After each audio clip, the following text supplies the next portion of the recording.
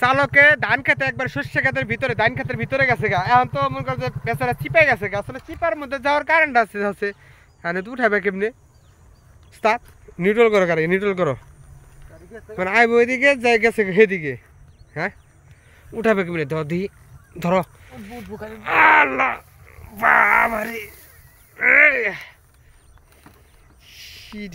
ধান ক্ষেত্রে মানুষ দেখলে তুমি বাইরে বলে দিলে যে অবস্থা আসলে রাস্তার পাশে এরকম কিন্তু হয় দেখা গেছে যে আপনার দুই পাশে রাস্তা মানে এই পাশেও রাস্তা এদিকেও রাস্তা এদিকের ভিতরে যাওয়ার পরে এই পাশ থেকে যাওয়ার পরে এরকমটা হয় তারপরে এই পাশে গিয়ে ওই পাশে কিন্তু এরকম ভাই পড়ে যেতে পারে তো এরকম কিন্তু সমস্যায় পড়া লাগতে পারে সো সাবধানে রাইড করবেন যারা নতুন বিগিনার আছেন তারা কখনোই এরকম একা একা রাস্তায় একা আসবেন না কারণ এরকম